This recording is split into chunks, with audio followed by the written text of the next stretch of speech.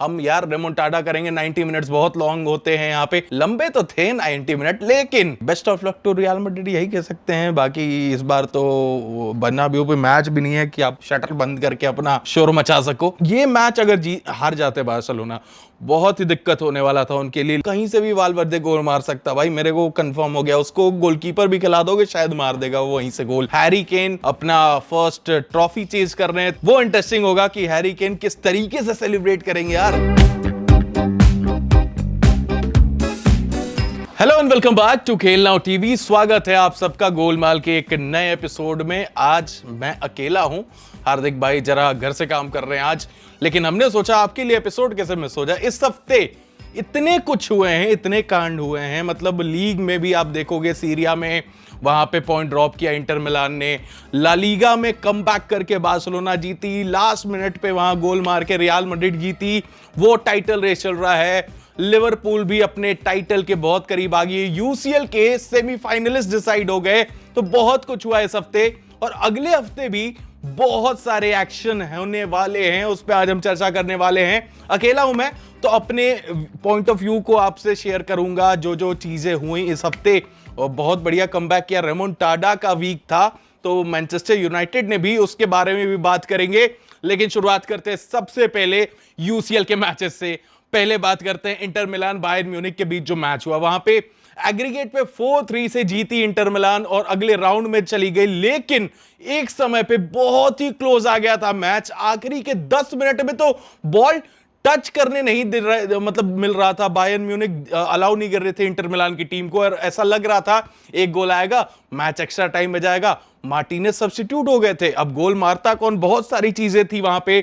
लेकिन वहां पे अपना परफॉर्मेंस काम डाउन किया, खुद को डिफेंसिव यूनिट ने काम किया अपना। लास्ट के 10 मिनट में बहुत सारे अपॉर्चुनिटीज थे गोल स्कोर करने के बायर्न के पास, वो कर नहीं पाए। अनफॉर्चुनेटली उनका भी यूसीएल का सफर खत्म हो गया। लेकिन एक जो मुकाबला था रियल मैड्रिड और आर्सेनल के बीच में, रेमोंटाडा होगा। 90 minutes are very long at Bernabeu. बहुत सारी बातें हुई थी, पीआर ही पीआर हो रही थी हर दूसरे दिन, हर मीडिया हाउस कह रही थी कि रेमोंटाडा होगा। मैड्रिड खुद ही अपने आप को, अपने पोस्ट डाल रही थी सारे सोशल मीडिया हैंडल्स पे कि मतलब हम यार रेमोंटाडा करेंगे, 90 मिनट्स बहुत लॉन्ग होते हैं। यहाँ पे लंबे तो थे 90 मिनट, लेकिन उन्हीं के लिए पड़ गए लंबे, क्योंकि आर्सेनल भाई मतलब क्या खेली है।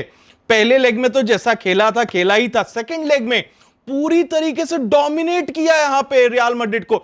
ये एक्सपेक्टेशन किसी को नहीं था, सबको लगा था हो सकता है आर्सेनल ही आगे के लिए आगे क्वालिफाई करे सेमीफाइनल में, लेकिन फाइट बैक तो करेगी रियल मैड्रिड। रियल मैड्रिड के फैंस तो मान के बैठे थे कि 4 गोल हम मारेंगे, जीतेंगे। लेकिन आप देखोगे पूरे मैच में डोमिनेट किया है वहां पे। एम्बापे हो, विनी जूनियर हो, रॉड्रिगो, बेलिंगम, किसी को चलने नहीं दे रहे थे वहां पे आर्सेनल की टीम। और आखिरी मिनट में एक और गोल जड़ के वहां पे मैच जीता, और साथ में एग्रीगेट पे 5-1 पे फिनिश किया है।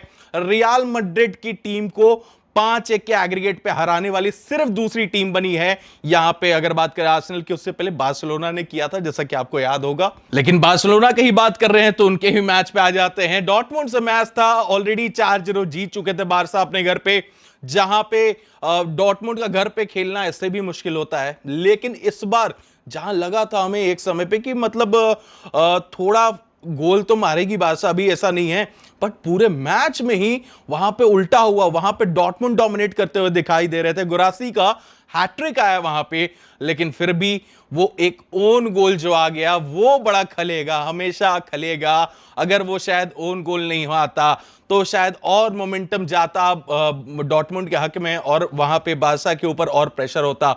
3-5 के एग्रीगेट से बारसा अगले राउंड में पहुंच गई, लेकिन फॉर्म डिप हुआ जरूर था इस टीम का। वहां पे बड़ा इनको एक चेक मिल गया है। पहला मैच हारे थे 2-1 से मोनाको के अगेंस्ट, अब यहां पे क्वार्टर फाइनल के सेकंड लेग में एक मतलब क्वालिफिकेशन तो 90% डन थी ऐसे भी, लेकिन अब क्वालिफाई हुए हैं तो अब रियलिटी चेक मिला है, और बहुत बड़ा इंजरी कंसर्न भी हो गया है, क्योंकि बाल्डे, लेवेंडोस्की दोनों नहीं हैं। और इस हफ्ते जो मैच होने वाले हैं उस पे हम आएंगे बाद में, लेकिन किस तरीके से निकालेगी ये बार्सिलोना की टीम देखना पड़ेगा। और आखिरी जो मैच हुआ था उस पे आ जाते हैं, Aston Villa Paris Saint Germain. क्या मैच था वहां पे। हार्दिक की अगर आप स्कोर लाइन पिछले वीडियो में देखोगे तो हार्दिक ने प्रिडिक्ट किया था कि 3-2 होगा, एस्टन विला कमबैक करेगी, किया भी। आखिर के 1 मिनट या 1.5 मिनट जब बचा हुआ था, एक शॉट भी आया था वहां पे जिसको सेव कर लिया गया, वरना ये मैच एक्स्ट्रा टाइम में जा रहा था और ये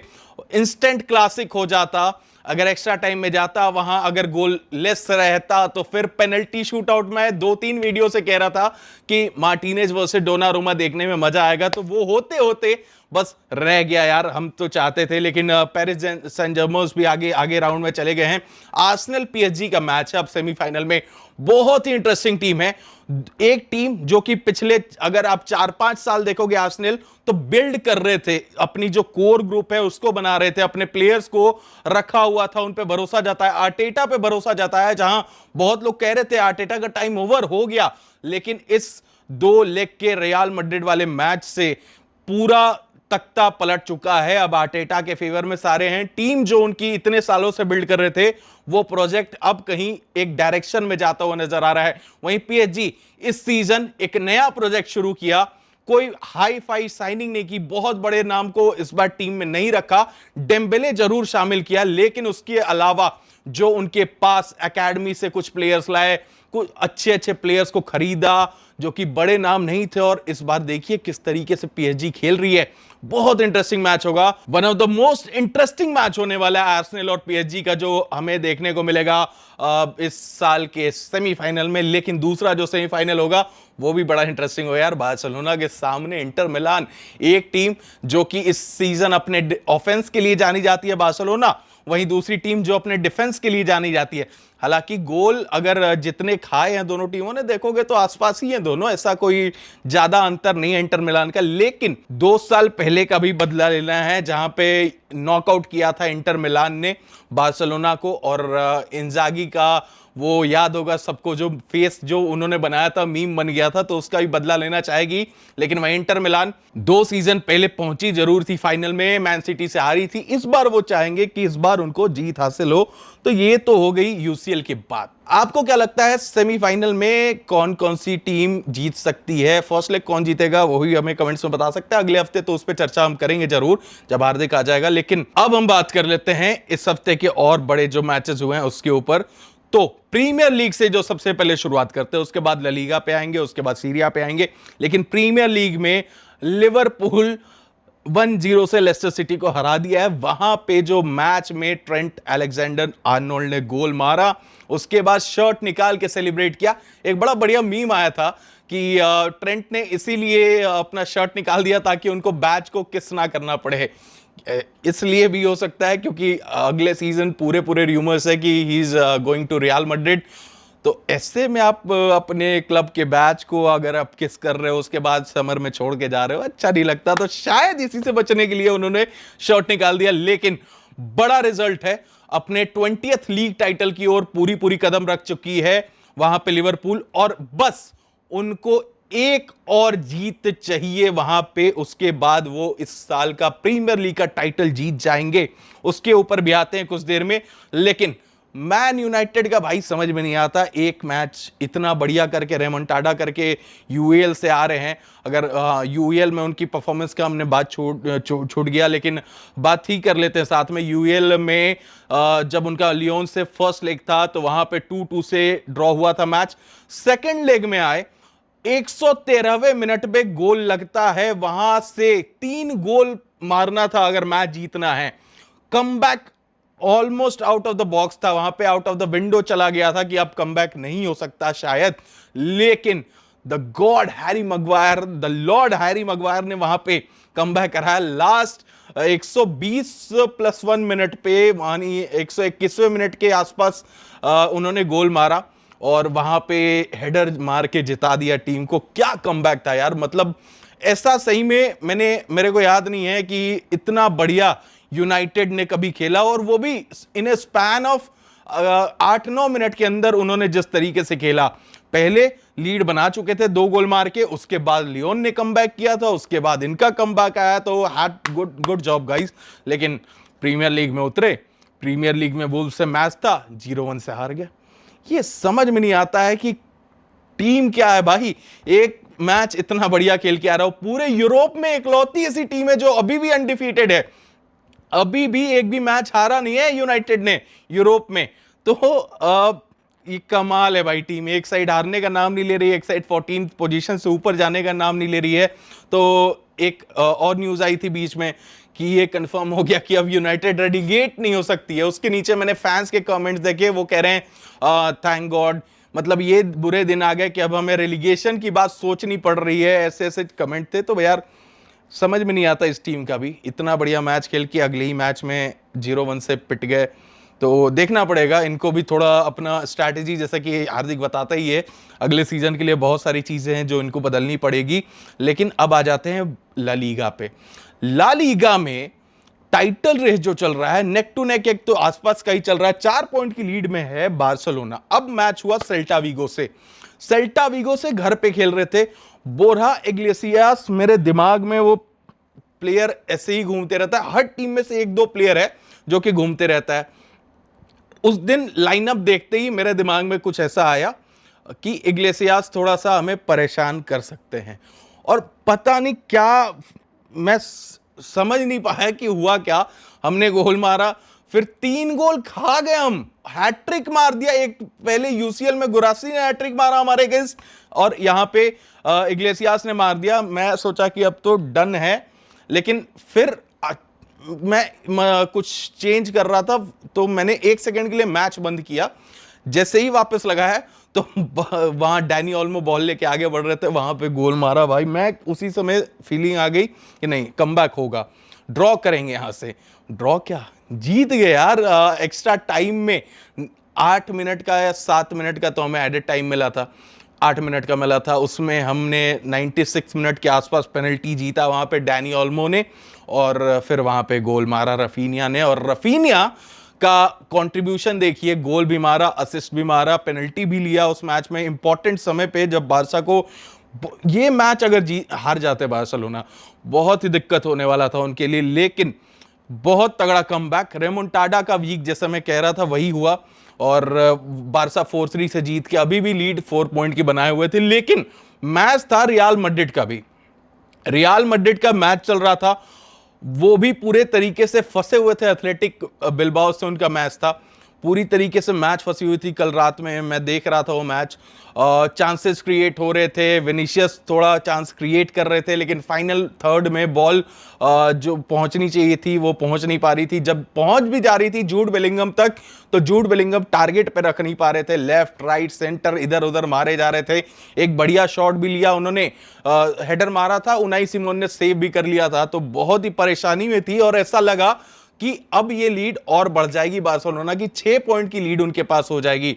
लेकिन यहां पे फिर बढ़िया गोल माला वालवर्दे ने, क्या गोल था भाई। मतलब एक और ट्राई लिया था उन्होंने आउटसाइड द बॉक्स, लेकिन वो थोड़ा सा बगल से निकल गई थी। लेकिन मतलब फर्स्ट बॉल आई, बंदा पहले टच लिया था, उसके बाद वॉली मारा। मतलब क्या था भाई, मैं भी मान गया भाई, क्या ही खेलता है लौंडा, कहीं से भी वालवर्दे गोल मार सकता भाई। मेरे को कंफर्म हो गया, उसको गोलकीपर भी खिला दोगे शायद मार देगा वो वहीं से गोल। क्या बैंगर ऑफ द गोल था भाई एकदम, जो बॉल ने कर्ल किया है, उसके बाद जाके टॉप बिन फिनिश, कमाल भाई। और जिता दिया 93rd मिनट में गोल मार के, बहुत सही समय पे। और अभी भी टाइटल रेस में 4 पॉइंट का ही डिफरेंस है, बहुत बड़ा विन मिला वहां पे रियल मैड्रिड को। अभी भी उनकी टाइटल होप्स की सांसें चल रही है इस वालवर्डे के गोल के चलते। लेकिन अब बात कर लेते हैं बहुत इंपॉर्टेंट रेस सीरिया में जो चल रही है।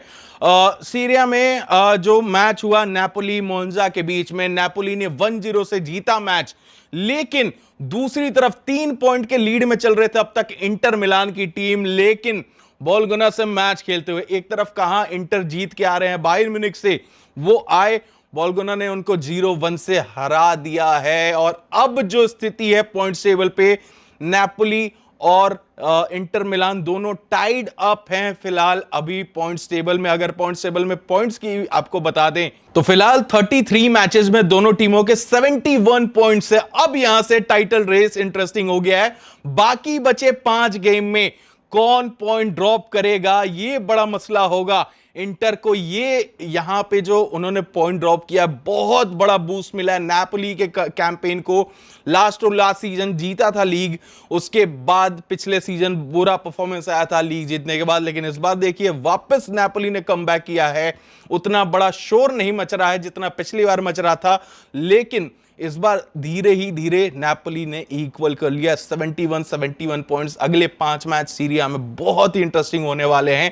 कौन यहां से किससे बाजी मार जाएगा वो जानना बड़ा इंटरेस्टिंग होगा यार यहां से।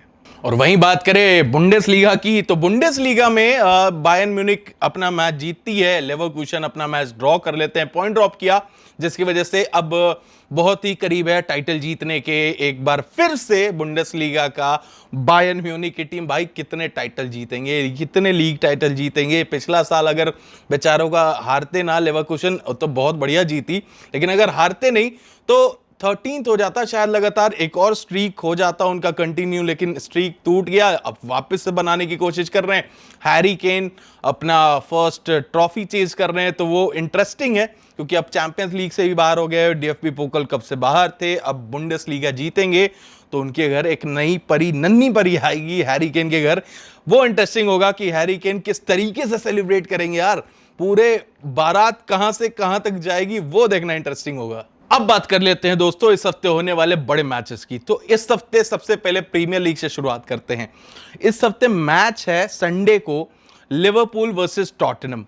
अब ये मैच ऐसा उतना इंटरेस्टिंग लग नहीं रहा होगा आपको कि first position versus 16th position पे टॉटनहम भाई इस समय, तो ये कैसा इंटरेस्टिंग हो सकता है। लेकिन अगर ये मैच जीती लिवरपूल की टीम तो उनके हो जाएंगे 82 पॉइंट्स तक, वो मतलब पहुंच जाएंगे और वो वहां पे लीग जीत लेंगे, क्योंकि मैक्सिमम आर्सेनल अगर अपने अगले हफ्ते का मैच जीतती भी है और सारे मैचेस जीत जाती है जितने बचे हुए उनके, तो भी Arsenal max to max 81 points तक ही पहुंच सकते हैं। 66 पॉइंट पे करंट हैं, 5 मैचेस उनके बाकी हैं, 15 पॉइंट अगर रख लोगे तो फिर वहां पे मात्र 81 पॉइंट पे पहुंचते हुए नजर आएंगे आर्सेनल की टीम। तो दिस मैच विल डिसाइड कि लिवरपूल वहीं पे खत्म कर सकते हैं लीग टाइटल रेस को और वहीं पे इस बार प्रीमियर लीग का खिताब जीत सकते हैं। तो बड़ा इंटरेस्टिंग मैच है संडे को। टॉटनहम जो कि ऑलरेडी फॉर्म में नहीं है, लिवरपूल फर्स्ट पोजीशन पे चल रही है, किस तरीके से दोनों का बैटल होगा, और बैटल तो क्या ही होगा, मेरे हिसाब से तो लिवरपूल ही बाजी मारते हुए नजर आएगी। लेकिन ला लीगा पे आ जाते हैं। ला लीगा पे बार्सिलोना का मुकाबला है मयोर्का से। पिछली बार जब टीम मयोर्का से भिड़ी थी तो बारसा उनको उनके घर पे 5-1 से हराया था बार्सिलोना ने। इस बार मोंजुइक पे है, यानी बार्सिलोना के घर पे है, तो और इंटरेस्टिंग होगा कि क्या और बड़े मार्जिन से हराएंगे बार्सिलोना की टीम। कोई भी टीम, रियल मैड्रिड हो, बार्सिलोना हो, दोनों में से कोई भी टीम इस फेज पे पॉइंट ड्रॉप नहीं करना चाहेंगे। बड़ी बात यह है कि बार्सिलोना के लिए 2 इंजरी स्केयर हो चुके हैं, लेवेंडोस्की भी बाहर हो चुके हैं और शायद लेवेंडोस्की कोपा डेल रे का फाइनल मिस कर रहे हैं, वो तो कंफर्म ही हो गया है। उसके बाद इंटर मिलान से जो दोनों सेमीफाइनल के लेग है, दोनों मिस करते हो आपको नजर आ सकते हैं। तो बड़ा झटका लगा है बार्सिलोना को। ऑलरेडी बाल्डे बाहर हो चुके थे, अलेजांड्रो बाल्डे, तो लेफ्ट बैक पे जेरार्ड मार्टिन को खिलाना पड़ रहा है। तो यार फंस गया यार, ऐसे सिचुएशन पे, ऐसे समय पे आके यहां पे दिक्कतें हो गई हैं। लेकिन एक आदमी का हैमस्ट्रिंग डिसाइड करेगा कि बार्सिलोना का सीजन कैसे एंड होगा, मेरे को लगता है वो है अपने डैनी ओल्मो।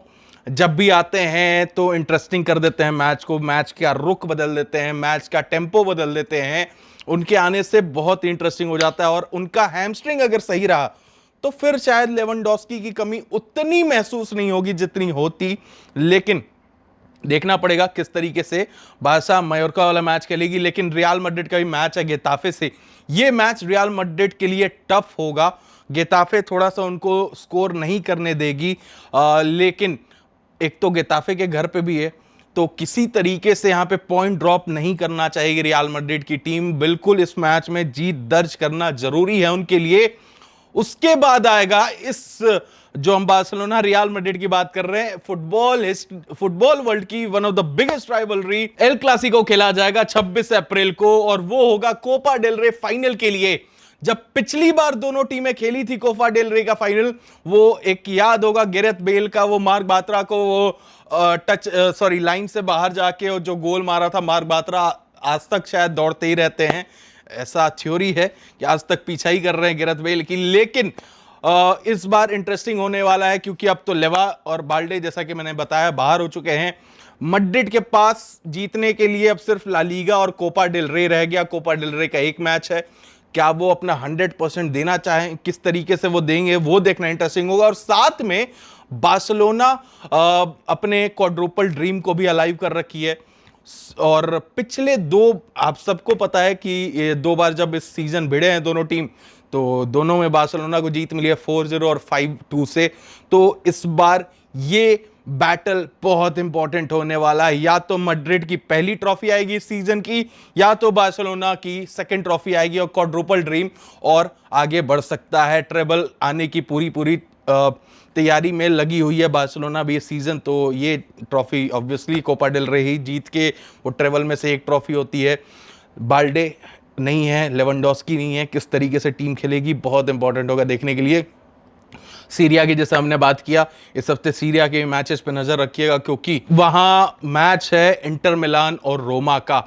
क्या रोमा रथ रोक सकती है इंटर मिलान का? तो नेपोली को फायदा हो जाएगा वहां पे।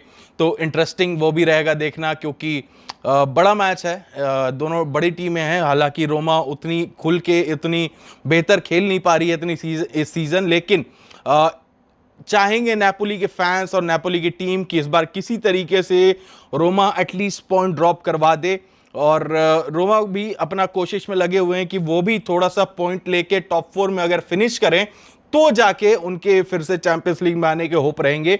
लेकिन अभी उनके लिए भी कॉन्फ्रेंस लीग के स्पॉट पे हैं, आ सकते हैं। अगर मैच जीतेंगे तो शायद, अगर बोल्गोना पॉइंट ड्रॉप करती है तो वो भी शायद आ जाएंगे टॉप 4 में। तो इंटरेस्टिंग है ये मैच देखना कि रोमा किस तरीके से फाइट बैक करेगी, किस तरीके से इंटर मिलान को रोकेगी। वहीं बुंडेसलीगा में भी आने वाले मैच की अगर बात करें तो इंटरेस्टिंग रहेगा कि किस तरीके से लेवरकुसन कुछ फाइट बैक दिखाएगी क्या। अभी पूरी तरीके से रेस खत्म हुआ नहीं है टाइटल के लिए, लेकिन 72 पॉइंट्स पे है बायर्न म्यूनिख, लेवरकुसन है 64 पॉइंट पे।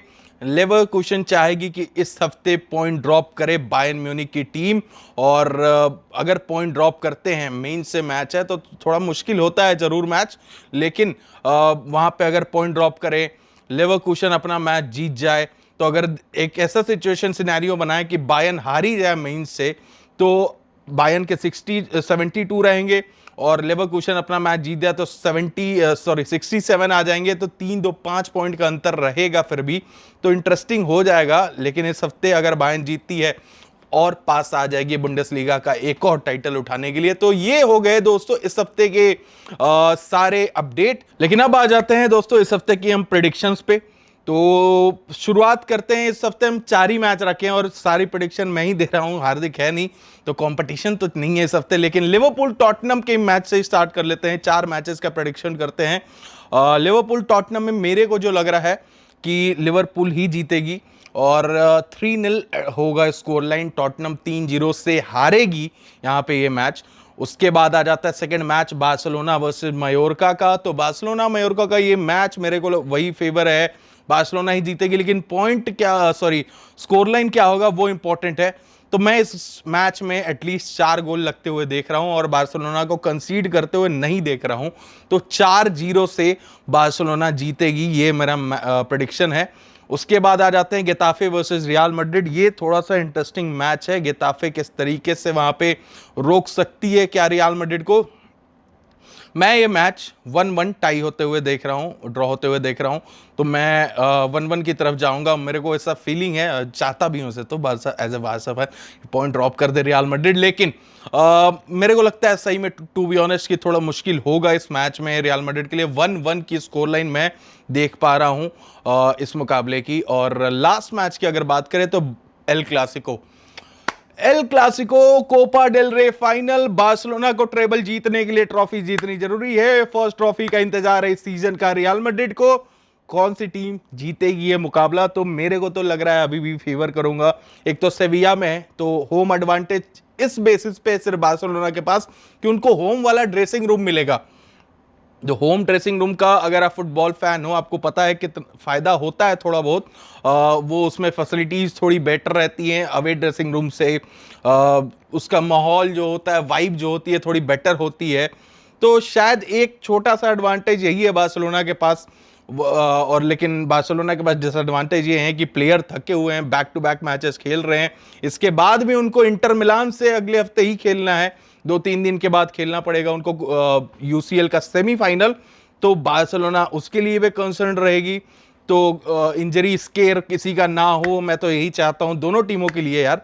इंजरी तो कभी किसी को ना हो, वही हम चाहते हैं एज अ फुटबॉल फैन। तो मैं देख रहा हूं क्लोज मैच हो सकता है, लेकिन मेरी प्रेडिक्शन रहेगी 2-1 बार्सिलोना के फेवर में। एटलीस्ट 2-1 मैं देख रहा हूं कि हम जीत सकते हैं। इजी प्रेडिक्शन मैंने रखा है, कोई बड़ा प्रेडिक्शन रखने का मन तो है, लेकिन 2-1 के साथ मैं खुश रहूंगा कि बार्सिलोना जीत जाए कोपा डेल रे का फाइनल।